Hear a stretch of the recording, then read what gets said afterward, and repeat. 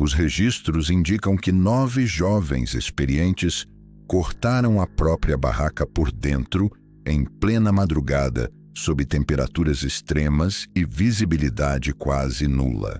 Documentos oficiais reconhecem que partes do ocorrido nunca foram completamente esclarecidas, mesmo após investigações formais conduzidas por autoridades soviéticas.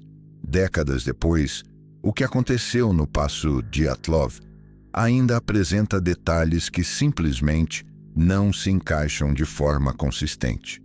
Em janeiro de 1959, um grupo de estudantes e recém-formados do Instituto Politécnico de Ural iniciou uma expedição de esqui no norte da então União Soviética. O objetivo era alcançar o Monte Otorten, uma rota classificada como de alto grau de dificuldade, mas considerada adequada para esportistas experientes. Os integrantes buscavam obter certificação de nível avançado em montanhismo, um reconhecimento importante dentro das federações esportivas soviéticas da época.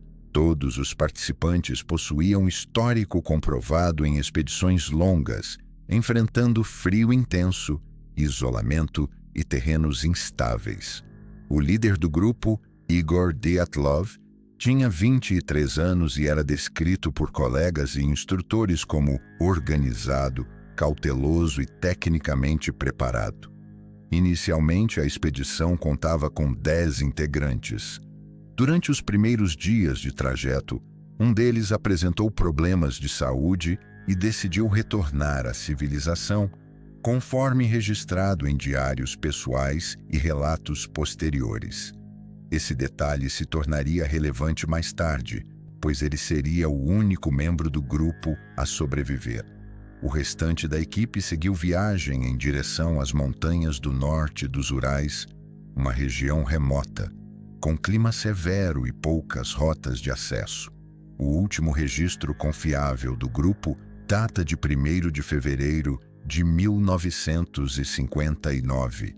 Nesse dia, segundo anotações encontradas posteriormente, eles decidiram montar acampamento em uma encosta da montanha Kholat Syakhl. De acordo com registros etnográficos do povo Mansi, o nome da montanha pode ser traduzido como Montanha dos Mortos. Não há indícios de que o grupo desconhecesse o significado simbólico do local, embora não existam relatos de que isso tenha influenciado suas decisões. Quando o grupo não retornou na data prevista e não enviou qualquer comunicação, familiares e colegas alertaram as autoridades. Equipes de busca foram organizadas, inicialmente formadas por voluntários, estudantes e instrutores do instituto. Posteriormente, forças militares e policiais foram mobilizadas para auxiliar nas buscas. Dias depois, a barraca do grupo foi localizada parcialmente coberta por neve, ainda montada na encosta. Segundo os relatórios oficiais, a estrutura apresentava vários cortes longos no tecido, feitos de dentro para fora. No interior da barraca, foram encontrados pertences pessoais, incluindo botas, roupas térmicas, equipamentos e alimentos. Esse detalhe chamou a atenção dos investigadores, pois indicava que o grupo havia saído às pressas, deixando para trás itens essenciais para a sobrevivência no frio extremo. Os corpos começaram a ser localizados nas semanas seguintes, em diferentes pontos da encosta e na floresta próxima. Alguns estavam descalços ou vestindo apenas roupas leves, incompatíveis com temperaturas que chegavam a 30 graus negativos durante a noite. A investigação oficial concluiu que as mortes ocorreram por exposição ao frio extremo, associada a uma força natural não especificada. Poucos meses depois, o inquérito foi encerrado. Parte dos arquivos foi classificada e o acesso público às informações permaneceu limitado por décadas. Com o passar dos anos, diferentes hipóteses documentadas surgiram para tentar explicar o comportamento incomum do grupo naquela noite. Uma das versões mais citadas envolve a possibilidade de uma avalanche repentina. Segundo análises modernas, um deslizamento de placa de neve poderia ter exercido pressão suficiente para gerar medo imediato, levando o grupo a abandonar a barraca rapidamente. No entanto, documentos da época indicam que a barraca não foi completamente soterrada. Além disso, fotografias e relatórios de resgate não apontam sinais claros de uma avalanche de grande escala no local exato do acampamento. Outra hipótese levantada envolve a realização de testes militares secretos na região. Arquivos desclassificados indicam que o exército soviético realizava atividades experimentais em áreas próximas durante aquele período. Relatos de moradores e equipes de busca mencionam luzes alaranjadas no céu, observadas na mesma noite do desaparecimento. Esses fenômenos foram registrados em documentos oficiais como eventos luminosos não identificados, sem conclusão definitiva sobre sua origem. Há também a hipótese dos infrassons. Segundo estudos científicos posteriores, determinados padrões de vento podem gerar ondas sonoras de baixa frequência, capazes de causar desconforto extremo, ansiedade e desorientação. Essa teoria tenta explicar a saída desorganizada do grupo, sem a necessidade de um agente externo visível. Ainda assim, não existe consenso científico sobre a intensidade real desses efeitos em situações de campo. Outras versões documentadas incluem encontros com animais selvagens, conflitos internos entre os integrantes ou a influência de condições ambientais pouco compreendidas. As investigações oficiais, no entanto, não encontraram sinais claros de luta, ataque de animais ou intervenção direta de terceiros.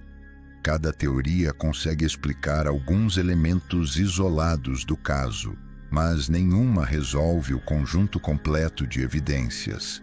Entre os pontos que permanecem sem explicação estão os ferimentos encontrados em alguns dos corpos. 3 integrantes apresentavam fraturas internas no tórax e no crânio.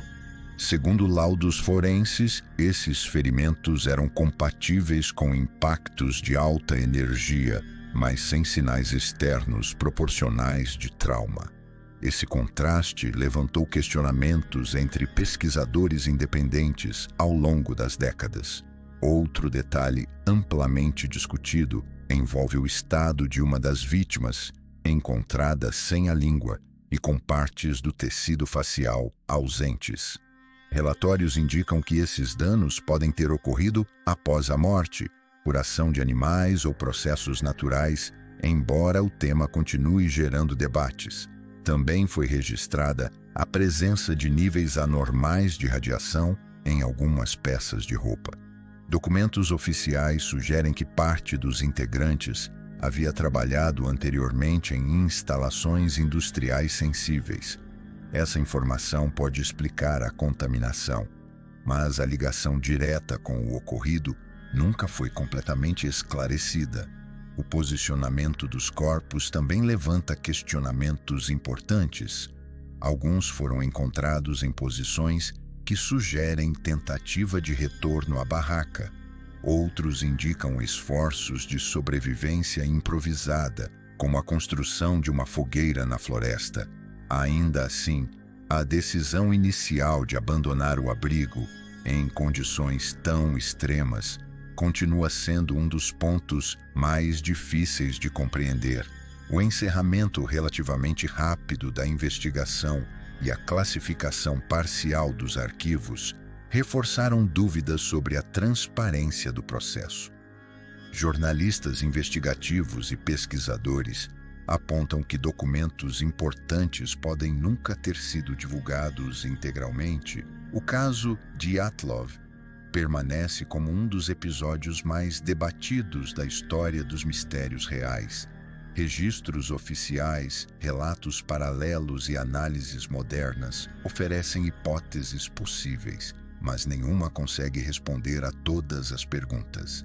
Diante de versões conflitantes, lacunas documentais e decisões ainda difíceis de explicar, resta uma reflexão inevitável.